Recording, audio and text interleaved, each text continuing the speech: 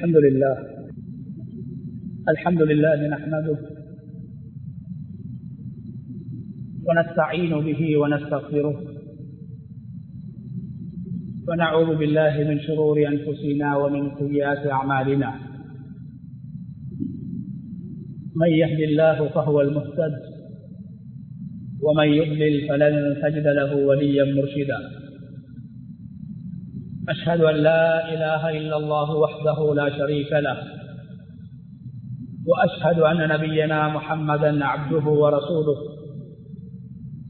وصلوات الله وسلامه على سيدنا ونبينا محمد وعلى آله وأصحابه وأهل بيته ومن تبعهم بإحسان إلى يوم الدين. أما بعد فأوصيكم عباد الله بتقوى الله جل وعلا، فقد قال الله تبارك وتعالى في كتابه العزيز: أعوذ بالله من الشيطان الرجيم، بسم الله الرحمن الرحيم، واذكر في الكتاب إبراهيم إنه كان صديقا نبيا. صدق الله العظيم. இந்த உலகை படைத்து பரிபாலித்துக் கொண்டிருக்கும் ரப்புல் ஆலமீன் அல்லாஹுக்கே புகழ் அனைத்தும். ஸலாத்தும் ஸலாமும் நமது தூதர் முஹம்மது ஸல்லல்லாஹு அலைஹி வஸல்லம் அவர்கள் மீதிலும், அவர்களை பின்பற்றி வாழ்ந்த சஹாபாக்கள், தாபிஊன்கள், தபஉ தாபிஈன்கள், கியாமத்துடைய நாள் வரைக்கும் இந்த உலகத்தில் அல்லாஹ்வை ஏற்று வாழ்கின்ற அனைத்து முஃமின்கள் மீதும் உண்டாகட்டும். அன்பின் இஸ்லாமிய சகோதரர்களே, அல்லாஹ்வின் நல்லடியார்களே, இந்த உலகத்தில் வாழும் போது எல்லா நிலைகளிலும் அல்லாஹ் ஒருவனை பயந்து கொள்ளுமாறு, தக்வா செய்து கொள்ளுமாறு முதலில் எனக்கும் அப்பால் உங்களுக்கும் வசியத் செய்து கொள்கின்றேன். கண்ணியமான அல்லாஹுடைய நல்லடியார்களே, அல்லாஹு தஆலா ரப்புல் இஸ்ஸத் ரமலானுடைய மாதத்தை தொடர்ந்து இஸ்லாத்துடைய மிக முக்கியமான கடமைகளில் ஒன்றாகிய ஹஜ்ஜுடைய கடமையை நிறைவேற்றக்கூடிய ஒரு காலமாக, சந்தர்ப்பமாக, அந்த ஹஜ்ஜுக்காக வேண்டி தயாராகக்கூடிய ஒரு சந்தர்ப்பமாக நாம் அடைந்திருக்கக்கூடிய இந்த மாதத்தை அல்லாஹு தஆலா நமக்கு வழங்கி இருக்கின்றான். கண்ணியமானவர்களே, ஹஜ் என்று சொல்லக்கூடிய கடமை இந்த உலகத்தில் மிக குறைவானவர்கள், முஃமின்களிலே மிக குறைவானவர்கள் செய்ய வேண்டிய ஒரு கடமையாக இருக்கிறது. ஏனைய கடமைகளை போன்று ஹஜ்ஜுடைய கடமை அல்லாஹ் ஆக்கவில்லை. மாறாக ஒரு மனிதன் சக்தி உள்ளவராக, வசதி உள்ளவராக அவர் இருக்கும் போது வாழ்க்கையில் ஒரு தடவை அவர் உலகத்தை ஆளக்கூடியவராக இருந்தாலும் அவருக்கு அது ஒரு தடவை செய்வதை அல்லாஹ் கட்டாயமாக ஆக்கி வைத்திருக்கிறார். எல்லோராலும் செய்ய முடியாது. உடல் ஆரோக்கியம், அதுபோன்று பணம், செல்வம் உள்ளவர்களுக்குத்தான் அல்லாஹ் அதை கடமையாக ஆக்கியிருக்கிறார். தொழுகை என்பது அது உடலோடு சம்பந்தப்படக்கூடிய ஒரு வணக்கம். நோன்பென்பது அது உடம்போடு சம்பந்தப்படக்கூடிய ஒரு வணக்கம். ஜகாத் என்பது அது காசோடு மாத்திரம் சம்பந்தப்படக்கூடிய ஒரு வணக்கம். ஆனால் ஹஜ் என்பது, கண்ணியமான அல்லாஹ்வுடைய நல்லடியார்களே, இந்த உலகத்தில் ஈமானுக்கு பின்னால் அல்லாஹ் ஒரு மனிதனுக்கு கொடுக்கின்ற ஹிதாயத், நேர்வழிக்கு பின்னால் மிக சிறந்த, மிக உயர்ந்த இரண்டு நிஅமத்துக்கள். முதலாவது உடல் ஆரோக்கியம், இரண்டாவது செல்வம்.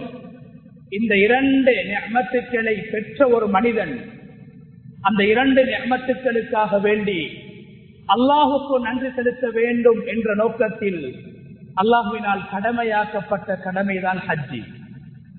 உடல் ஆரோக்கியம் இருக்கிறது, அவரிடத்திலே வசதி இல்லை என்றால் அவரால் நேரடியாக அந்த ஹஜ்ஜை செய்ய முடியாது. வசதி இருக்கிறது, அவரால் உடம்பால் சென்று அந்த ஹஜ்ஜுடைய வணக்கத்தை அவரால் செய்ய முடியாவிட்டால் நேரடியாக அவர் செய்ய வேண்டிய கடமை அவருக்கு கிடையாது. எனவே ஒரு மனிதனுக்கு அல்லாஹ் கொடுத்திருக்கக்கூடிய ஆரோக்கியம், ஒரு மனிதனுக்கு அல்லாஹு தஆலா கொடுத்திருக்கக்கூடிய செல்வம், இதற்காக வேண்டி அந்த மனிதன் வாழ்கின்ற வாழ்க்கையில் ஒரு தடவை மாத்திரம் செய்ய வேண்டிய ஒரு கடமையாக அல்லாஹ் இந்த ஹஜ்ஜை ஆக்கி வைத்திருக்கிறான். கண்ணியமானவர்களே, குர்ஆனில் அல்லாஹு தஆலா சூரத்துல் ஹஜ், ஹஜ் என்ற பெயரில் ஒரு சூராவை அல்லாஹ் இறக்கி அந்த சூராவில் அல்லாஹ் பல விடயங்களை பேசுகின்றான். கியாமத் நாளுடைய அடையாளங்களை அல்லாஹ் பேசுகிறான், ஈமான் சம்பந்தப்பட்ட விடயங்களை அல்லாஹ் பேசுகிறான், கியாமத் நாளுடைய பயங்கரமான நிகழ்வுகளை அந்த சூறாவிலே அல்லாஹ் பேசுகின்றான். கண்ணியமான அல்லாஹ்வுடைய நல்லடியார்களே, அதே நேரத்தில் ஹஜ் செய்வதற்காக வேண்டி ஒரு ஹாஜ், அல்லாஹ்வுடைய விருந்தாளி தயாராக சென்று அந்த ஹஜ்ஜை ஆரம்பிப்பது தொடக்கம் ஹஜ்ஜை முடிக்கின்ற வரைக்கும் எவ்வாறு ஹஜ் செய்யப்பட வேண்டும் என்பதை அல்லாஹ் நபி இப்ராஹிம் அலைஹிஸ்ஸலாத்து வஸ்ஸலாம் அவர்களுடைய வாழ்க்கையை அவர்களை முன்மாதிரியாக வைத்து ரசூலுல்லாஹி ஸல்லல்லாஹு அலைஹி வஸல்லம் அவர்களுக்கு அல்லாஹ் சொல்லிக் கொடுத்த ஒரு வணக்கம் தான் இந்த ஹஜ்ஜி. சூரத்துல் ஹஜ்ஜில் அல்லாஹ் பல விடயங்களை பேசி ஹஜ்ஜை பற்றியும் அல்லாஹ் பேசுகின்றான். பேசிவிட்டு அந்த சூராவுக்கு அல்லாஹு தஆலா வைத்த பெயர் சூரத்துல் ஹஜ். அந்த சூரா ஆரம்பிப்பது யா அய்யுஹன் நாஸு தகூ ரப்பக்கும், மனிதர்களே நீங்கள் அல்லாஹ்வை பயந்து கொள்ளுங்கள். அந்த சூராவுடைய ஆரம்பம் தக்வா. இன்ன ஸல்ஸலத்தஸ் ஸாஅத்தி ஷைஉன் அதீம், கியாமத்துடைய நாள், இந்த உலகம் அழிக்கப்படக்கூடிய ஒரு நாள், அந்த நாள் மிக பயங்கரமானது என்று அல்லாஹ் அந்த சூராவை ஆரம்பிக்கின்றான். ஏனென்றால் இந்த ஹஜ்ஜுடைய வணக்கம் இருக்கிறதே, இது ஒரு மனிதனுக்கு வருடா வருடம் கியாமத்துடைய நாளை ஞாபகப்படுத்துகிறது, மஹ்ஷரை ஞாபகப்படுத்துகிறது, மரணத்தை ஞாபகப்படுத்துகிறது, சிராத்தை ஞாபகப்படுத்துகிறது, கேள்வி கணக்குடைய அந்த நாளை ஞாபகப்படுத்துகிறது, கியாமத்துடைய நாளுடைய அகோரத்தை உஷ்ணத்தை ஞாபகப்படுத்துகிறது. அதனால் தான் அல்லாஹ் அந்த சூரத்துல் ஹஜ்ஜுடைய ஆரம்பத்திலே அல்லாஹ் சொல்கிறான், நீங்கள் அல்லாஹ்வை பயந்து கொள்ளுங்கள். ஏன்? இன்ன ஸல்ஸலத்தஸ் ஸாஅத்தி ஷைஉன் அதீம், கியாமத்துடைய நாள் பயங்கரமானது. அந்த நாளில் பால் கொடுக்கக்கூடிய ஒரு தாய், பால் கொடுக்கக்கூடிய ஒரு தாய் தன்னிடத்தில் பால் குடிக்குகின்ற தன்னுடைய குழந்தை, 1 வயது அல்லது 2 வயது, 1 வயது குழந்தையின் மீது 2 வயது குழந்தையின் மீது ஒரு தாய் காட்டக்கூடிய பாசம், அந்த பாசத்துக்கு அளவே கிடையாது. அல்லாஹ் என்ன சொல்றார்? யௌம தரவுனஹா தஸ்ஹலு குல்லு முர்திஅத்தின் அம்மா அர்தஅத். அந்த நாள்ல அல்லாஹ் உதாரணமாக சொல்கிறான், ஒரு பால் கொடுக்கக்கூடிய தாய் அந்த நாளில் தன்னிடத்தில் பால் குடிக்குகின்ற அந்த குழந்தையை மறந்து விடுவார். உலகத்தில் என்ன நோய் வந்தாலும், என்ன வருத்தம் வந்தாலும், ஒரு தாய் ஹாஸ்பிட்டல்ல நோயாளியாக இருக்கும் போது கூட, ஏன் ஒரு தாய் சிறைச்சாலையில் கைதியாக இருக்கும் போது கூட தாய்ப்பால் கொடுப்பதற்கு அனுமதி இருக்கிறது. சிறையில் இருக்கின்ற தாய் கூட தனது பிள்ளையை மறக்க மாட்டார். வைத்தியசாலையில் நோயாளியாக தூங்குகின்ற தாய் கூட தனது பிள்ளையை மறக்க மாட்டாள். அல்லாஹ் சொல்றான், அந்த நாள் எப்படி பயங்கரமான நாள் என்றா, பால் கொடுக்குகின்ற தாய் பால் குடிக்குகின்ற குழந்தையை மறந்து விடுவார்.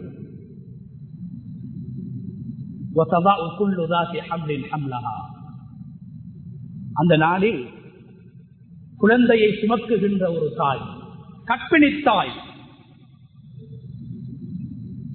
கண்ணியமானவர்களே, இந்த உலகத்தில் ஒரு மனிதன் படுகின்ற வேதனைகளுடைய உச்சகட்டம் ஒரு பெண் ஒரு குழந்தையை பெற்றெடுக்குகின்ற போது, ஒரு தாய் ஒரு பிள்ளையை பெற்றெடுக்குகின்ற போது, அந்த குழந்தையை சுமக்குகின்ற போது ஒரு தாய்க்கு ஏற்படக்கூடிய வருத்தம். அந்த வருத்தத்தோடு ஒரு தாய் மரணித்து விட்டால் ஸல்லல்லாஹு அலைஹி வஸல்லம் அவர்கள் சொன்னார்கள், அந்த பெண் மறுமையில் கியாமத்துடைய நாளையில் சுஹதாக்களுடைய கூட்டத்தில் இருப்பார் என்று சொன்னார்கள். அந்த அளவுக்கு வருத்தம், பிரசவ வருத்தம். அல்லாஹ் சொல்றான், கியாமத்துடைய நாள் ஏற்படக்கூடிய அந்த நாளில், அந்த தினத்தில்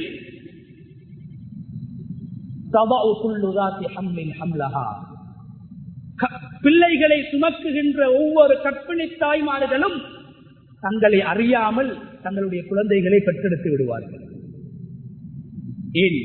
கியாமத் நாளுடைய அந்த உஷ்ணத்துக்கு முன்னால், அந்த அகோரத்துக்கு முன்னால், அந்த பயங்கரத்துக்கு முன்னால் பிரசவ வருத்தம் ஒரு வருத்தமே கிடையாது. பிரசவத்துடைய வலி குர்ஆனிலே அல்லாஹ் சொல்கிறான், வஹ்னன் அலா வஹ்ன். ஒரு தாய் எவ்வளவு சிரமப்பட்டு குழந்தையை பெற்றெடுக்கிறார்கள். அதனால் தான் அல்லாஹுக்கு அடுத்ததாக அல்லாஹ் தாயை பேசியிருக்கிறான். பிரசவ வருத்தத்தை உணராத அளவுக்கு கியாமத்துடைய நாள் பயங்கரமாக இருக்கும். கியாமத் நாளுடைய உஷ்ணத்துக்கும் சிரமத்துக்கும் முன்னால் பிரசவ வருத்தம் அது எந்த ஒரு வருத்தமாகவும் இருக்க மாட்டாது. அந்த தாய் உணரமாட்டாள் என்று அல்லாஹ் கியாமத் நாளுடைய பயங்கரத்தை பேசுகின்றான்.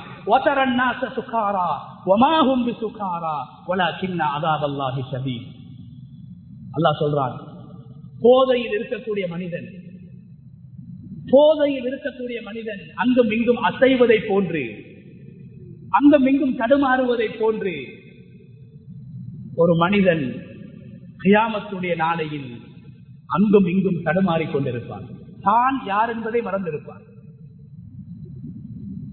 போதையில் இருக்கக்கூடியவர் தான் யார் என்பதை மறந்து விடுவார்.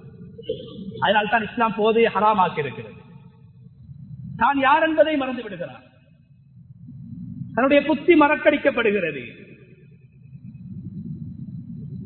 கியாமத்துடைய நாளையில் அல்லாஹ் சொல்கிறான், ஆண்கள் மனிதர்கள் எப்படி இருப்பார்கள்? போதை வஸ்தை பாவித்தவர்களை போன்று, போதையில் இருப்பவர்களை போன்றிருப்பார்கள்.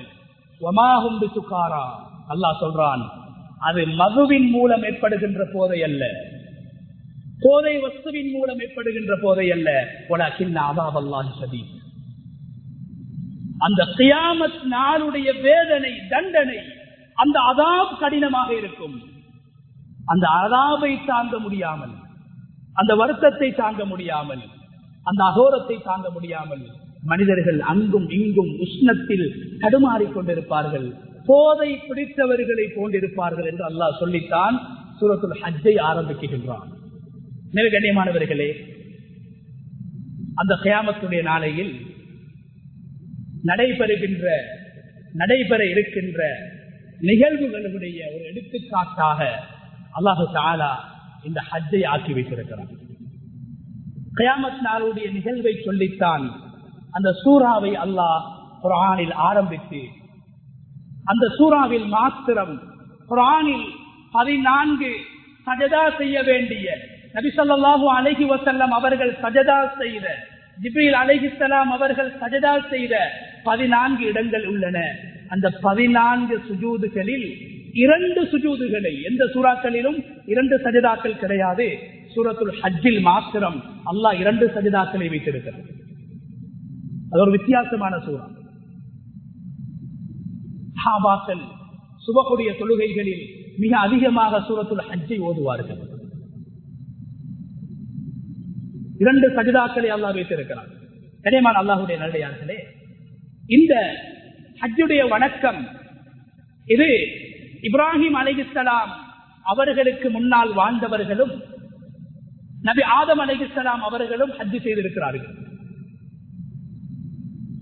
40 ஹஜ்ஜுகளை நபி ஆதம் அலைஹிஸ்ஸலாம் நடந்து சென்று செய்திருக்கிறார்கள். ஆனால் அல்லாஹு தஆலா உலகத்தில் பல நபிமார்கள் பல விதங்களில் அவர்களுக்கு அல்லாஹ் காட்டிக் கொடுத்த விதங்களில் ஹஜ்ஜை செய்திருக்கிறார்கள். ஆனால் நபி இப்ராஹிம் அலைஹிஸ்ஸலாத்து வஸ்ஸலாம் அவர்கள் காபத்துல்லாவை புனர் நிர்மாணம் செய்தார்கள். ஆதம் அலைஹிஸ்ஸலாம் கட்டிய காபாவை இப்ராஹிம் அலைஹிஸ்ஸலாத்து வஸ்ஸலாம் அவர்கள் புனர் நிர்மாணம் செய்தார்கள். புனர் நிர்மாணம் செய்துவிட்டு அல்லாஹ்விடத்திலே துஆ செய்கிறார்கள். யா அல்லாஹ், நான் செய்த இந்த பணியை நீ ஏற்றுக்கொள்ள வேண்டும். நானும் எனது குழந்தை இஸ்மாயில் 6-7 வயது குழந்தை. அல்லாஹ் குர்ஆனில் 2 பேர்களையும் புகழ்ந்து பேசுகிறான். அல்லாஹ்வுக்காக வேண்டி தனிமையில் அந்த இடத்தில் யாரும் இல்லாத சந்தர்ப்பத்தில், பேரும் புகழும் என்ற எதிர்பார்ப்பு இல்லாத சந்தர்ப்பத்தில், மற்றவர்கள் என்னை புகழ்வார்கள், மற்றவர்கள் என்னை பாராட்டுவார்கள் என்ற எண்ணம் கூட இல்லாத அந்த சந்தர்ப்பத்தில் ஒரு தந்தையும் மகனும் செய்த ஒரு பணி. 6 வயது சிறுவர். கண்ணியமானவர்களே, அல்லாஹ் தந்தையுடைய பணியை செய்கின்ற போது மகனையும் சேர்த்துத்தான் அல்லாஹ் பேசுறார் குர்ஆனில். ஏன்? இப்ராஹிம் அலைஹிஸ்ஸலாத்து வஸ்ஸலாம் அவங்க ஒரு நல்ல விஷயத்தை, தீனுடைய விஷயத்தை செய்யறதுக்கு தனியே செய்ய முடியுமான ஒரு விஷயம், தனிமையில் இருந்து செய்ய முடியுமான ஒரு விடயம், யாருடைய உதவியும் தேவையில்லை, குழந்தையை பழக்கினார்கள். அல்லாஹ்வுடைய கட்டளைகளை மதிக்க வேண்டும். தீனுக்கு எனது குழந்தை உதவியாக மாற வேண்டும். 80 வருஷமாக இப்ராஹிம் அலைஹிஸ்ஸலாத்து வஸ்ஸலாம் அவர்களுக்கு குழந்தை பாக்கியம் கிடையாது. அல்லாஹ்விடத்தில் எப்படி துஆ கேட்டாங்க? யா அல்லாஹ், ரப்பி ஹப்லி மினஸ் ஸாலிஹீன். 80 வயதையும் தாண்டியும் துஆவை விடவில்லை. யா அல்லாஹ், எனக்கு சாலிஹான குழந்தையை தான் நீ தரும்.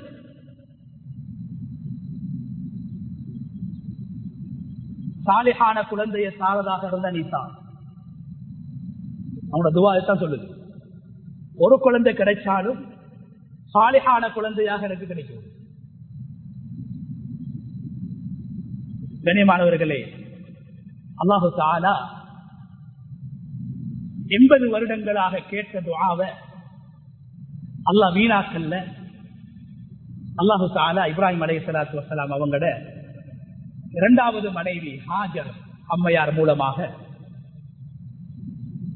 இஸ்மாயில் என்று சொல்லக்கூடிய குழந்தையை அல்லாஹ் கொடுத்தார்.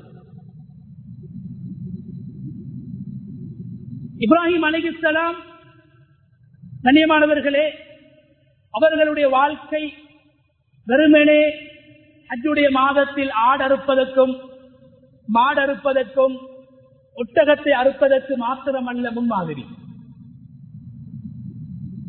ஹஜ்ஜுடைய காலத்தில் மிக அதிகமாக எங்களுடைய காதுகளினால் நாங்கள் கேட்பது, இப்ராஹிம் அலைஹிஸ்ஸலாம் மகனை அறுக்க வந்தார்கள்.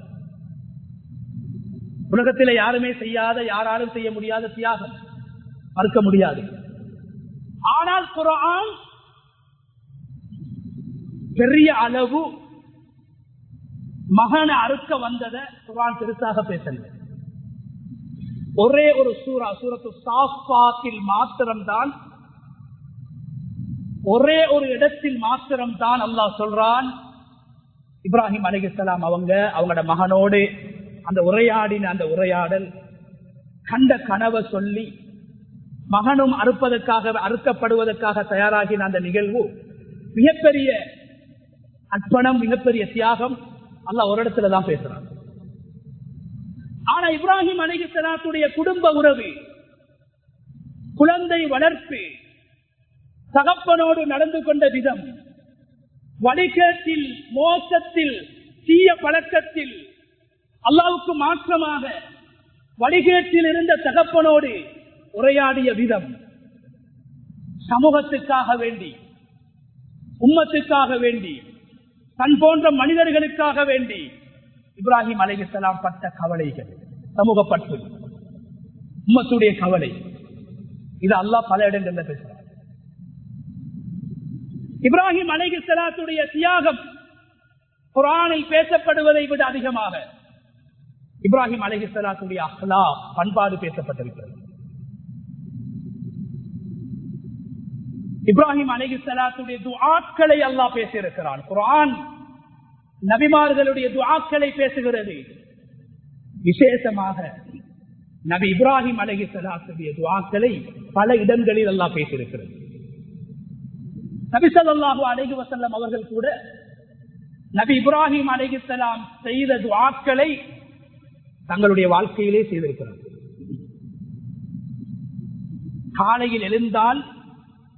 காலையில் எழுந்தவுடன் முதலாவது நபி அவங்க சொல்றதே இப்ராஹிம் அலைஹிஸ்ஸலாத்துடைய பேரைத்தான். நபி அவங்களுக்கு மிக விருப்பமான பேர் தான் இப்ராஹிம். அல்லாஹ் குர்ஆன்ல 69 இடங்கள்ல 25 சூறாக்கள்ல இப்ராஹிம் என்ற பெயர் அல்லாஹ் சொல்றான்.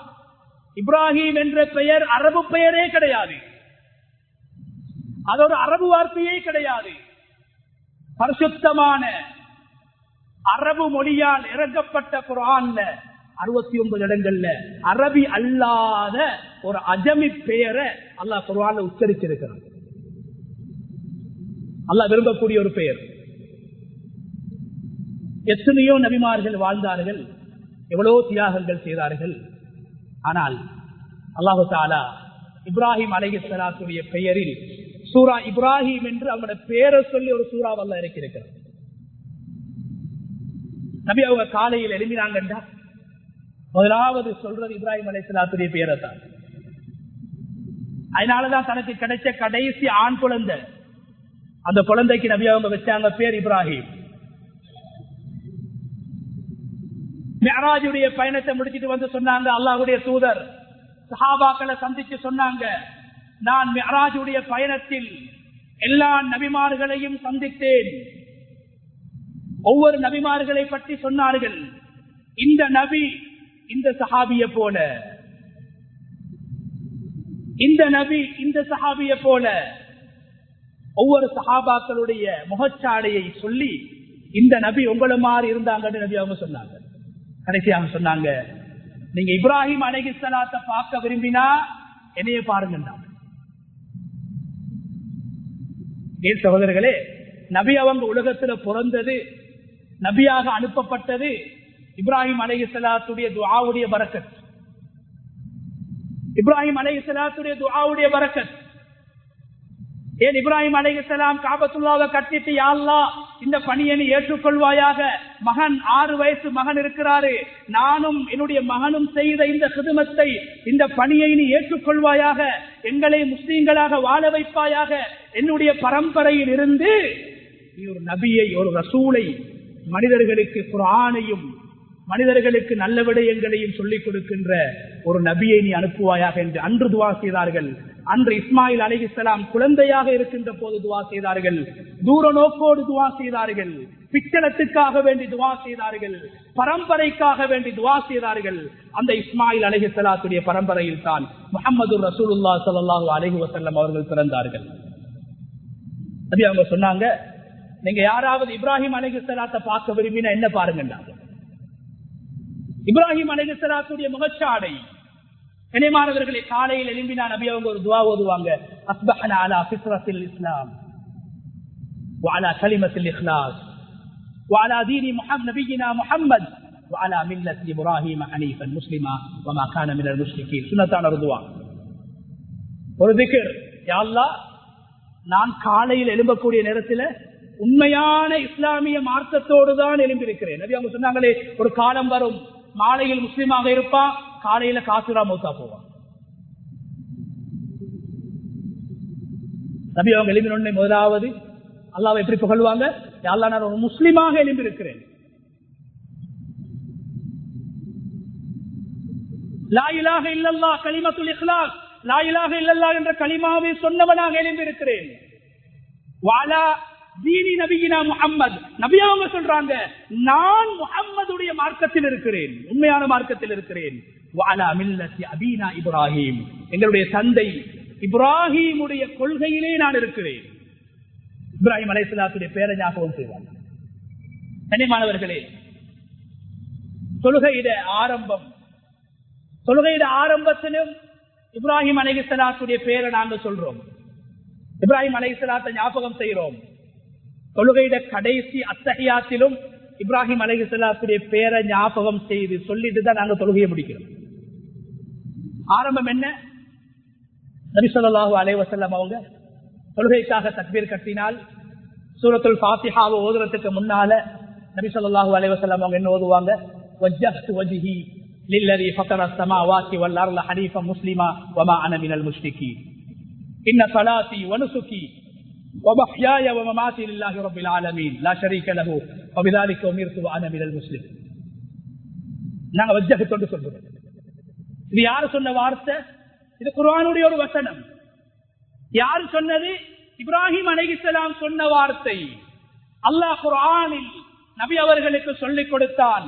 நபி ஸல்லல்லாஹு அலைஹி வஸல்லம் அவங்க அல்லாஹ்வுக்கு விருப்பமான வணக்கம் தொழுகை. அந்த தொழுகையுடைய ஆரம்பத்தில் அல்லாஹ்வுக்கு விருப்பமான குர்ஆனுடைய ஆரம்பம் சூரத்துல் ஃபாத்திஹா. சூரத்துல் ஃபாத்திஹாவை ஓதுறதுக்கு முன்னால நபி அவங்க ஓதுவாங்க இப்ராஹிம் அலைஹிஸ்ஸலாம் ஓதின துஆ. தொழுகையுடைய கடைசி அங்கும் இப்ராஹிம் அலைஹிஸ்ஸலாத்துடைய பேர் ஞாபகம் செய்யப்படுது. ஹஜ்ஜுடைய காலத்தில் மாத்திரம் அல்ல, குர்பான் கொடுக்கக்கூடிய நேரத்தில் மாத்திரம் அல்ல, ஆடு அறுக்கக்கூடிய நேரத்தில் மாத்திரம் அல்ல, உதுஹையாவை பங்கிடக்கூடிய நேரத்தில் மாத்திரம் அல்ல, எங்களுடைய வாழ்க்கையில் அன்றாடம் எங்களுடைய வணக்கத்தோடு இபாதத்துகளோடு அல்லாஹ் இப்ராஹிம் அலைஹிஸ்ஸலாத்துடைய வாழ்க்கையை இணைத்து வைத்திருக்கிறார். பெயரை இணைத்து வைத்திருக்கிறார். தொழுகையுடைய கடைசியிலே நபி அவர்கள் மீது ஸலவாத்து சொல்கிறோம். ஸலவாத்து ஒரு இபாதத். அந்த ஸலவாத்துகளில் ஆக சிறந்த ஸலவாத் ஜனாஸா தொழுகைகள்ல கூட நாங்க இரண்டாவது தக்பீர்ல ஸலவாத்து சொல்றோம். அங்கும் இப்ராஹிம் அலைஹிஸ்ஸலாத்துடைய பேரைத்தான் ஞாபகம் செய்யறோம். அல்லாஹும்ம ஸல்லி அலா முஹம்மதின் வ அலா ஆலி முஹம்மத் கமா ஸல்லைத அலா இப்ராஹீம் வ அலா ஆலி இப்ராஹீம். யா அல்லாஹ், நீ முஹம்மது ஸல்லல்லாஹு அலைஹி வஸல்லம் அவர்களுக்கு எவ்வாறு இப்ராஹிம் அலைஹிஸ்ஸலாம் அவர்களுக்கும் அவர்களுடைய குடும்பத்துக்கும் நீ ஸலவாத்து சொன்னாயோ, ரஹ்மத்து செய்தாயோ, அது போன்று ரஹ்மத்து செய்வாயாக என்று நபி அவர்களே ஓதி காட்டினார்கள். இப்ராஹிம் அலைஹிஸ்ஸலாத்துக்கு கிடைத்த ரஹ்மத் எனக்கு கிடைக்க வேண்டும். கண்ணியமான அல்லாஹ்வுடைய நல்லடியார்களே, எனவே இப்ராஹிம் அலைஹிஸ்ஸலாத்துடைய வாழ்க்கை என்பது வெறுமனே தியாகம் மாத்திரம் அல்ல, வெறுமனே அர்ப்பணங்கள் மாத்திரம் அல்ல. அந்த இப்ராஹிம் அலைஹிஸ்ஸலாத்துடைய துஆவுடைய பரக்கத்தை தான் ஹஜ்ஜை அல்லாஹ் எங்களுக்கு சொல்லி தந்திருக்கிறார். காபத்துல்லாவை கட்டிவிட்டு அடுத்ததாக துஆ செய்தார்கள். யா அல்லாஹ், அரினா மனாசிக்கனா, காபத்துல்லாவை நான் கட்டிவிட்டேன், உன்னுடைய வீட்டை நான் கட்டிவிட்டேன், இந்த வீட்டை எப்படி ஹயாத்தாக்க வேண்டும்? பள்ளிவாசல்களை கட்டுவதல்ல, பள்ளிவாசல்களை அமல்களினால் சீராக்க வேண்டும். பள்ளிவாசல்கள் அமல்களால் ஹயாத்தாக்கப்பட வேண்டும். அமல்களால் பள்ளிவாசல்கள் ஒளியாக ஆக்கப்பட வேண்டும். காபத்துல்லாவை கட்டிவிட்டு போகல, துஆ செஞ்சாங்க. அரினா மனாசிக்கனா, யா அல்லாஹ், உன் வீட்டை கட்டித்தன், உன் வீடு ஹயாத்தாக்கப்பட வேண்டும். எனவே நாம் என்ன செய்ய வேண்டும், என்ன இபாதத்தை செய்ய வேண்டும், என்ன வணக்கத்தை செய்ய வேண்டும் எனக்கு என்று எனக்கு நீ காட்டி தருவாயாக. அல்லாஹ் ஜிப்ரீல் அலைஹிஸ்ஸலாம் அவர்களின் மூலம் காட்டிக் கொடுக்கிறார். எப்படி தவாஃப் செய்யறது, எப்படி சஃபா மர்வால ஓடுறது, எது அரஃபா, எது மினா, எது முஸ்தலிஃபா, இது எல்லாத்தையும் அல்லாஹ் காட்டி கொடுக்கிறான் ஜிப்ரீல் அலைஹிஸ்ஸலாம் மூலமாக. அல்லாஹ்ட்ட துஆ செஞ்சாங்க, யா அல்லாஹ் பள்ளியை கட்டிட்டேன், பள்ளி ஹயாத் ஆகும். அல்லாஹ் எப்படி ஆக்கினான்? மாஷா அல்லாஹ். துஆவுடைய பரக்கத் கண்ணியமானவர்களே, கியாமத்துடைய நாள் வரைக்கும் அமல்களால், தவாஃபால், தொழுகையால், ஏனைய வணக்கங்களினால் சிறப்புப்படுத்தப்பட்ட இடமாக காபத்துல்லாவை அல்லாஹ் ஆக்கிவிட்டான். அந்த நேரத்தில் இருந்தது 2 பேர். துஆவுடைய தூர நோக்கம், யா அல்லாஹ் எங்களுக்கு, எனக்கென்று சொல்லவில்லை, எங்களுக்கு மனாசிக் ஹஜ் எப்படி செய்யணும், இந்த ஊரை எப்படி ஹயாத்தாக்கணும், இந்த பள்ளி எப்படி ஹயாத்தாக்கணும், என்ன செய்யணும் என்று எங்களுக்கு காட்டித்தா. அல்லாஹ் காட்டி கொடுத்தான். கண்ணியமானவர்களே, அல்லாஹ் எந்த அளவுக்கு ஆக்கினான் என்றா, காபத்துல்லாவையும் அல்லாஹ் சிறப்பாக்கி, காபத்துல்லாவையும் மக்கள் வலம் வரக்கூடிய தவாஃப் செய்யக்கூடிய இடமாக அல்லாஹ் ஆக்கி, எந்த இடத்துல நின்று கொண்டு இப்ராஹிம் அலைஹிஸ்ஸலாம் துஆ செஞ்சாங்களோ, கண்ணியமானவர்களே, ஒரு முஸ்லிம் தொழ வேண்டிய கிபிலா அல்லாஹ்வுடைய மாளிகை காபத்துல்லா, காபாவுடைய திசையை முன்னோக்கி தொழணும். அல்லாஹ் குர்ஆன்ல சொல்றான், ஆனா அதே நேரத்தில் ஹஜ்ஜிக்காக போகக்கூடியவர்கள், உம்ராவுக்காக போகக்கூடியவர்கள், காபாவை தன்னுடைய கண்களினால் காணக்கூடியவர்களை பார்த்து அல்லாஹ் குர்ஆன்ல என்ன சொல்றான்? வத்தஹிது மின் மகாமி இப்ராஹீம் முஸல்லா. ஏண்ட காபாவை முன்னோக்கி நீங்க தொழுத மாதிரி, காபத்துல்லாவை முன்னோக்கி நீங்க தொழுகிற மாதிரி எந்த இடத்தில் நின்று கொண்டு இப்ராஹிம் அலைஹிஸ்ஸலாம் அவர்களும் அவர்களுடைய மகனும் காபத்துல்லாவை கட்டினார்களோ, எந்த இடத்தில் நின்று கொண்டு ரப்பனா தகப்பல் மின்னா ஒரு அமலை செஞ்சிட்டு இப்ராஹிம் அலைஹிஸ்ஸலாம் அல்லாஹ்ட்ட கேட்டது, யா அல்லாஹ் நீ இதை ஏற்றுக்கொள்வாயாக, இதை ஏற்றுக்கொள்வாயாக. ஹஜ்ஜுடைய ஆரம்பமே இக்லாஸ், ஹஜ்ஜுடைய ஆரம்பமே இக்லாஸ். பேருக்கும் புகழுக்கும் ஹஜ்ஜு வரக்கூடாது. அதனாலதான் அல்லாஹ் குர்ஆன்ல என்ன சொல்றான்? அத்திம்முல் ஹஜ்ஜ வல் உம்ரத லில்லாஹ். உலகத்தில் ஒரு மனிதன் செய்யக்கூடிய எல்லா அமல்களையும் அல்லாஹ்வுக்காக தான் செய்ய வேண்டும். ஆனா ஹஜ்ஜையும் உம்ராவையும் அல்லாஹ் வித்தியாசமா என்ன சொல்றான்? அதிகமாக மக்களுக்கு பெருமை வாரது ஹஜ்ஜிலையும் உம்ராலையும் தான். ஒரு ஆள் ஹஜ்ஜி செஞ்சுட்டு வந்து அவர் அடிக்கிறதுக்கு யாரும் இல்லை ஊருக்கு. நான் பள்ளிக்கு தலைவரா வரணும், நான் ஊருக்கு தலைவரா வரணும், என் இஸ்தாபென ஹாஜின்னு சொல்லணும், என் மகனுக்கு நல்ல மாப்பிள்ளை கிடைக்கணும், என் மகனுக்கு நல்ல பொன் கிடைக்கணும். இந்த எதிர்பார்ப்பு இருக்கக்கூடாது. இந்த எதிர்பார்ப்பு வரும். நான் செல்வந்தன், ஹஜ்ஜிக்கு போயிட்டு வந்த, நான் காசுக்காரன், சல்லிக்காரன். அதனால அல்லாஹ் ஆரம்பத்திலே சொல்லிட்டான், அத்திம்முல் ஹஜ்ஜ வல் உம்ரத லில்லாஹ். ஹஜ்ஜையும் உம்ராவையும் அல்லாஹ்வுக்காக தான் நீங்கள் செய்ய வேண்டும். எல்லா வணக்கம் அல்லாஹ்க்கு தான். ஹஜ்ஜையும் உம்ராவையும் அல்லாஹ் விசேஷமாக சொல்கிறான், நீங்க அல்லாஹ்வுக்காக வேண்டி அதை செய்யுங்க. வலில்லாஹி அலன்னாஸி ஹஜ்ஜுல் பைத். ஹஜ் செய்வது அல்லாஹ்வுக்காக இருக்க வேண்டும். ஹஜ் ஒரு மனிதனுக்கு தவாவு, பணிவை ஏற்படுத்த வேண்டும். ஹஜ்ஜின் மூலமாக பெருமை வந்து விடக்கூடாது. ஹஜ்ஜுடைய அமலே பணிவுதான், ஹஜ்ஜுடைய அமலே பணிவுதான். ஏன் அவருடைய ஆட பணிவை கற்றுக் கொடுக்கிறது. அவர் மொழியக்கூடிய வார்த்தை எல்லாரும் ஒரே வார்த்தை, லப்பைக் அல்லாஹும்ம லப்பைக். எல்லாரும் ஒரே இடம், எல்லாரும் ஒரே காபா. சமத்துவத்தை, பணிவைத்தான் ஹஜ்ஜி சொல்லிக் கொடுக்குது. எனவே ஹஜ்ஜி மூலமாக பெருமை வந்துடக்கூடாது. ஹஜ்ஜுடைய ஆரம்பமே இஹ்லாஸ் என்பதை மறந்துடக்கூடாது. அல்லாஹ் மாளிகை கட்டிட்டு வாப்பா மகன் என்ன துவா செய்யறாங்க? ரப்பனா தகப்பல் மின்னா, யா அல்லாஹ் நாங்க செஞ்சதை நீ ஏற்றுக்கொள்வாயாக. மகனை சேர்க்கிறாங்க. பிள்ளைகளுக்கு சின்ன வயசுல இருந்து நல்ல விஷயங்களை சொல்லிக் கொடுக்கணும். பள்ளிக்கு வரக்கூட பிள்ளைகளை கூட்டிக் கொண்டு வரணும். நோன்பு பிள்ளைக்கு பழக்கிறது 45 வயசுல இல்ல. ஓலவல் செஞ்சதுக்கு பிறகு பிள்ளைக்கு நோம்ப பழக்கிறது 6-7 வயசு நோம்ப பழக்கம். குர்ஆன பிள்ளைக்கு படிச்சு கொடுக்கிறது 19 வயசுல இல்ல, சின்ன வயசுல பழக்கம். இது எங்களுக்கு ஹஜ்ஜி சொல்லி தருது. வெறுமனே ஆட இருக்கிறத மட்டும் ஹஜ்ஜி சொல்லி தரல. எங்களுக்கு பிள்ளைக்கு எந்த வயசுல எதை சொல்லி கொடுக்கணும். 6 வயசு புள்ள கல்லெடுத்து கொடுக்குது, 6 வயசுக்குள்ள சிவந்து பழித்து கொடுக்குது. தன்னால் செய்ய முடியுமான ஒன்றை பிள்ளையின் மூலம் செய்ய வைக்கிறார்கள். தீனுக்காக வேண்டி, இஸ்லாத்துக்காக வேண்டி, அல்லாஹ்வுக்காக வேண்டி குழந்தைகளை வளர்த்தார்கள், பழக்கினார்கள். குழந்தை வளர்ப்பை குர்ஆன் எங்களுக்கு இப்ராஹிம் அலைஹிஸ்ஸலாத்துடைய வாழ்க்கையிலே சொல்லித் தருகிறது. இரண்டாவது, நாங்கள் எந்த அமல் செஞ்சாலும் கண்ணியமானவர்களே, பேரையும் புகழையும் நாங்கள் எதிர்பார்க்க கூடாது. பேரையும் புகழையும் எதிர்பார்த்தால் நாம் மறைந்தவுடன் எந்த அமலை நாங்கள் செய்தோமோ அது உலகம் சார்ந்த விடயமாக இருக்கலாம். எங்களுடைய மௌத்துக்கு பின்னால எங்களுடைய பேரை கூட மக்கள் சொல்ல மாட்டாங்க.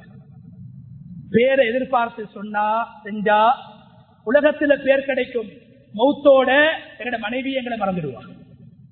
மறைவாக செய்வோம், அல்லாஹ்வுக்காக செய்வோம், அல்லாஹ்வுடைய கபூலியத்தை எதிர்பார்த்து செய்வோம். நாம் மரணித்தாலும் 1000 வருடங்கள் சென்றாலும் எங்களுடைய பெயரை சொல்லி மக்கள் துஆ செய்வார்கள். நாம் செய்ததை அல்லாஹ் உலகத்தில் ஹயாத்தாக்கி கொண்டே இருப்பான். இமாம் புகாரி அவர்கள் புகாரி எழுதும் போது யாரும் அவருக்கு உங்களுக்கு பரிசு தருகிறோம், உங்களை பாராட்டுகிறோம், பட்டம் தருகிறோம் என்று சொல்லவில்லை. வகுப்பிலே மாணவனாக இருக்குகின்ற போது அவருடைய உஸ்தாத் அபு இஸ்ஹாக் அர்-ராஹவி ரஹ்மத்துல்லாஹி அலைஹி சொல்றாங்க, உங்களில் யாராவது நபி அவர்களுடைய கண்ணியமான ஹதீஸுக்களை ஒன்று திரட்டலாமே என்று சொன்னார்கள். இமாம் புகாரியை பார்த்து சொல்லல, வகுப்புல சொன்ன ஒரு வார்த்தை. இமாம் புகாரி ரஹ்மத்துல்லாஹி அலைஹி அவங்க கண்ணியமானவர்கள், தகப்பன் கிடையாது, தாய் மாத்திரம்தான். தாய்க்கு முன்னால் இருந்து அந்த கிதாப் எழுத ஆரம்பிக்கிறாங்க. இன்னைக்கு எந்த அளவுக்கு சுப்ஹானல்லாஹ் குர்ஆனுக்கு அடுத்ததாக ஏற்றுக்கொள்ளப்பட்ட ஒரு ஹதீஸ் கிரந்தம் ஒரு உம்மத்தும் ஏற்றுக்கொண்டிருக்கு, ஒரு உலகம் ஏற்றுக்கொண்டிருக்கு. பேரையும் புகழையும் எதிர்பார்க்கவில்லை. தாய் மகனை வளர்த்த அந்த வளர்ப்பு, இப்ராஹிம் அலைஹிஸ்ஸலாம் இஸ்மாயில் அலைஹிஸ்ஸலாத்தை வளர்த்ததை போன்று சின்ன வயசிலிருந்து பிள்ளைகளுக்கு இஹ்லாஸை கொடுக்கணும், ஈமானுடைய உணர்வை கொடுக்கணும், தீனுடைய விடயங்கள்ல பிள்ளைகளை பழக்கணும் என்ற பாடத்தையும் இப்ராஹிம் அலைஹிஸ்ஸலாத்துடைய வாழ்க்கை சொல்லித் தருது. நாங்கள் துவா செய்கின்ற போது பிள்ளைகளுக்காக நாங்கள் துவா செய்யணும் என்ற பாடம் எங்களுக்கு இந்த ஹஜ்ஜுடைய பாடத்தின் மூலமாக, இப்ராஹிம் அலைஹிஸ்ஸலாத்துடைய சம்பவத்தின் மூலமாக அல்லாஹ் எங்களுக்கு சொல்லித் தாரான். அதே நேரத்தில் கண்ணியமானவர்களே, பிள்ளைகளோடு எப்படி பேசணும், பிள்ளைகளை எப்படி பேசணும். இப்ராஹிம் அலைஹிஸ்ஸலாம் எங்கேயுமே மகனை இஸ்மாயில் என்று கூட கூப்பிடல. குர்ஆன் அல்லாஹ் பல இடங்கள்ல சொல்றான், இப்ராஹிம் அலைஹிஸ்ஸலாம் மகனை எப்படி கூப்பிட்டாங்க? யா புனை, அன்பு மகனே. பிள்ளைகளை பண்பாக கூப்பிடுறது, பிள்ளைகளோடு அழகாக பேசுறது, பிள்ளைகளுக்கு நேரம் கொடுத்து பேசுறது, இதையும் இப்ராஹிம் அலைஹிஸ்ஸலாத்துடைய வாழ்க்கை எங்களுக்கு சொல்லி தருது. நூஹ் அலைஹிஸ்ஸலாத்துடைய மகன் ஒரு காஃபிர், அல்லாஹ்வுக்கு மாற்றம் செஞ்சவன். அவன் அழியக்கூடிய நேரத்தில், வழிகேட்டில் அழியும் போது, நரகவாசியாக மௌத்தாகும் போது நூஹ் அலைஹிஸ்ஸலாம் எப்படி சொன்னாங்க மகனை பார்த்து?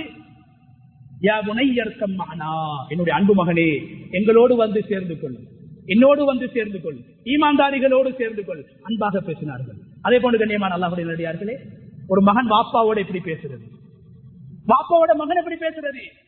நாங்க எப்படி மகனாக இருக்கும் போது எங்களுடைய பெற்றோர்களோடு நடந்து கொள்றோமோ அது மாதிரித்தான் எங்களுடைய பிள்ளைகள் எங்களோட நடந்து கொள்வாங்க. இப்ராஹிம் அலைஹிஸ்ஸலாத்துடைய வாப்பா சிலை வியாபாரம் செய்யக்கூடிய ஒரு வியாபாரி. இப்ராஹிம் அலைஹிஸ்ஸலாம் சிலை வணக்கத்துக்கு எதிரான கொள்கை, அல்லாஹ்வை வணங்க வேண்டும் என்று உலகத்துக்கு சொல்ல வந்தவர்கள். அவனோட வாப்பாவுக்கு மாற்றமாக சிலை வியாபாரம் செய்யக்கூடியவர். கண்ணியமானவர்களே, வாப்பாவுக்கு தாவத் கொடுக்கறாங்க, வாப்பாவுக்கு புத்திமதி சொல்றாங்க, வாப்பாவுக்கு உபதேசம் செய்யறாங்க. சூரா மரியம் ஆக இனிமையான ஒரு சூரா, பல பேர்கள் இஸ்லாத்தை ஏற்றுக்கொள்வதற்கு காரணமாக இருந்த சூரா மரியம். அல்லாஹ் சொல்றான், இப்ராஹிம் அலைஹிஸ்ஸலாம் வழிகேட்டில் இருந்த தனது தந்தைக்கு எவ்வளவு அழகாக பேசினார். வாப்பாட்ட போய் கேள்றாங்க, யா அபத்தி, 4 இடங்கள்ல பாப்பா நரகவாசியாக இருக்கிறாரு, வழிகேட்டில இருக்கிறாரு. என்ன சொல்றாங்க? யா அபத்தி, என்னுடைய அன்பு தந்தையே, அன்பு தந்தையே, அன்பு தந்தையே என்று 4 இடங்களிலும் அன்பு தந்தை என்று பேசுகிறார்கள். அல்லாஹ் அந்த உபதேசத்தை குர்ஆன்ல பேசுறான். கடைசியா வாப்பா என்ன சொல்றாரு? கோபத்துல மகன் செய்யக்கூடிய உபதேசத்தை ஏற்றுக்கொள்ள முடியாது, சிலை வணக்கத்தை விட முடியாது, சிலை வியாபாரத்தை விட முடியாது. வாப்பா என்ன சொல்றாரு? இதுக்கு பின்னால நீ எனக்கு புத்திமதி சொல்லக்கூடாது. வாப்பா சொல்றாரு, இதுக்கு பின்னால நீ எனக்கு புத்திமதி சொல்லக்கூடாது, எனக்கு நீ தாவத்து கொடுக்க கூடாது, அல்லாஹ்வின் பக்கம் நீ என்னை அழைக்க கூடாது, இதை விட்டுவிட வேண்டும். இதுக்கு பின்னால நீ எனக்கு அல்லாஹ்வை பத்தி பேச வந்தா, ஈமான பத்தி பேச வந்தா, ஏகத்துவத்தை பத்தி பேச வந்தா உன்னை கல்லால் அடிச்சு கொள்ளுவன். வாப்பா மகனை பார்த்து சொல்றாரு, உன்னை கல்லால் அடிச்சு கொள்ளுவன். என்ன முகத்துல நீ முடிக்காத வீட்டை விட்டு போயிடு. வழிகேட்டில் இருக்கக்கூடிய காஃபிர் வாப்பா மகனை பார்த்து, சாலிஹான மகனை பார்த்து என்ன சொல்றாரு? என்ன மூஞ்சில முடிக்க கூடாது, வீட்டை விட்டு போயிடு, கல்லால் அடிச்சு தடுக்கணும். குர்ஆன் பேசுது. என்ன சொன்னாங்க இப்ராஹிம் அலைஹிஸ்ஸலாம்? என்ன சொன்னாங்க? கால ஸலாமுன் அலைக், சொன்னாங்க வாப்பா அல்லாஹ்வுடைய சாந்தி உங்களுக்கு உண்டாகட்டும், அல்லாஹ் உங்களை பாதுகாக்கணும். துஆ. வீட்டை விட்டு வெளியேற்றப்படுகிறார்கள், தண்டிக்கப்படுகிறார்கள், ஏசப்படுகிறது. வாப்பாவை பார்த்து போடாண்டே செல்ல. இன்னைக்கு வாப்பாமாருக்கு கை நீட்டி அடிக்கக்கூடிய பிள்ளைகள் இருக்கிறான். எத்தனையோ பெற்றோர்கள் வந்து கவலைப்படுறாங்க, ஹஸ்ரத் என் மகன் எனக்கு அடிக்கிறார்கள். முஸ்லிமான வாப்பா, ஒரு ஊர வாப்பா, இந்த வயசுல ஈமான கொடுக்கல, தீன கொடுக்கல, வெறும் படிப்பை மாத்திரம் கொடுத்தாங்க, உலகத்தை மாத்திரம் சொல்லிக் கொடுத்தார்கள். 40 தாண்டுகின்ற போது 20 வயது மகன் வாப்பாவுக்கு அடிக்கிறான், ஆள் வச்சு அடிக்கிறான். ஆனா ஆசர் இப்ராஹிம் அலைஹிஸ்ஸலாத்தை வளர்க்கல, ஆனா அல்லாஹ் இப்ராஹிம் அலைஹிஸ்ஸலாத்தை வளர்த்தான். இப்ராஹிம் அலைஹிஸ்ஸலாம் கால ஸலாமுன் அலைக், அல்லாஹ்வுடைய சாந்தி உங்களுக்கு உண்டாகட்டும். சஅஸ்தக்ஃபிரு லக ரப்பி, உங்களுக்காக அல்லாஹ்விடத்தில் நான் இஸ்திக்ஃபார் செய்கிறேன். சுப்ஹானல்லாஹ்.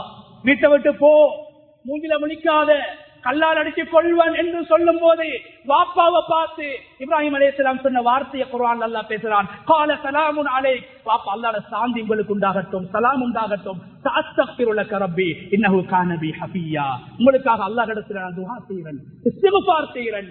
ஏன் தெரியுமா? அல்லாஹ் என்னோட ரொம்ப இரக்கம். கண்ணியமான அல்லாஹ்வுடைய நல்லடியார்களே, பாப்பாவோட எப்படி பேசணும் என்ற ஒழுக்கத்தை அல்லாஹ் குர்ஆன் மூலமாக எங்களுக்கு சொல்லித்தாரான்.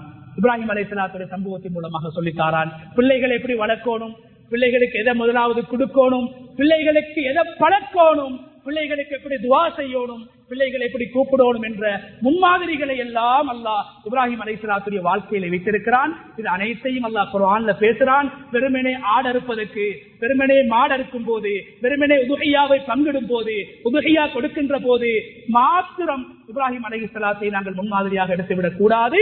வாழ்க்கையுடைய எல்லா துறைகளுக்கும், இபாதத், அக்லாக், ஈமான், எல்லா துறைகளுக்கும் இப்ராஹிம் அலைஹிஸ்ஸலாத்துடைய வாழ்க்கையை அல்லாஹ் முன்மாதிரியாக வச்சு நபி அவர்களுக்கு கூட அல்லாஹ் சொல்றான், இத்தபி மில்லத்த இப்ராஹிம் ஹனீஃபா, நீங்க இப்ராஹிமுடைய வாழ்க்கையை பின்பற்றுங்க, அவங்களோட முன்மாதிரியை பின்பற்றுங்க, நமூனாவை பின்பற்றுங்க. எனவே கண்ணியமான அல்லாஹ்வுடைய நடிகார்களே, இப்ராஹிம் அலைஹிஸ்ஸலாம் தந்தையாக இருந்து எப்படி இஸ்மாயில் அலைஹிஸ்ஸலாத்தை வளர்த்தார்களோ, எப்படி மகனாக இருந்து ஆதரோடு நடந்து கொண்டார்களோ, இப்படியான உறவுகளை குர்ஆன் எங்களுக்கு மிக அழகாக அர்த்தம் திருத்தமாக சொல்லித் தருகிறது. எங்களுடைய பிள்ளைகளோடு இருக்கின்ற உறவை நாங்கள் சீராக்கிக் கொள்வோம், தொடர்பை சீராக்கிக் கொள்வோம், பெற்றோரை மதிப்போம், பெற்றோர்களோடு இருக்கின்ற உறவை, தொடர்பை நாங்கள் பலமாக ஆக்கிக் கொண்டு அவர்களோடு பண்பாக நடப்போம். சமூகத்தோடு நாங்கள் வைத்திருக்கக்கூடிய உறவை, தொடர்பை பலமாக ஆக்கிக் கொண்டு எங்களுடைய குணங்களை மாற்றிக்கொண்டு சமூகப்பட்டுள்ளவர்களாக, அக்கறை உள்ளவர்களாக நாம் அனைவரும் வாழ பழகிக் கொள்வோம். வல்லநாயன் அல்லாஹு தஆலா இந்த ஹஜ்ஜுடைய மாதத்தின் மூலமாக நபி இப்ராஹிம் அலைஹிஸ்ஸலாத்து வஸலாம் அவருடைய வாழ்க்கையில் என்னென்ன நமூனாக்களை, முன்மாதிரிகளை அல்லாஹ் வைத்திருக்கிறானோ அவ்வாறான நமூனாக்களை, முன்மாதிரிகளை முடிந்த அளவு வாழ்க்கையில் கடைபிடித்து அதன் மூலமாக ஹஜ் செய்ய வேண்டும் என்ற ஆசை, ஆர்வத்தை அல்லாஹ் உள்ளத்தில் ஏற்படுத்தி மௌத்துக்கு முன்னால் அந்த இப்ராஹிம் அலைஹிஸ்ஸலாம் கட்டிய அந்த இடத்தை, வாழ்ந்த அந்த இடத்தை, அமல் செய்த அந்த இடத்தை, துஆக்கள் செய்த அந்த இடத்தை காணக்கூடிய சந்தர்ப்பத்தை நம் அனைவருக்கும் அல்லாஹ் நசீபாக்குவானாக. வ ஆகிரு தஅவானா அல்ஹம்துலில்லாஹி ரப்பில் ஆலமீன்.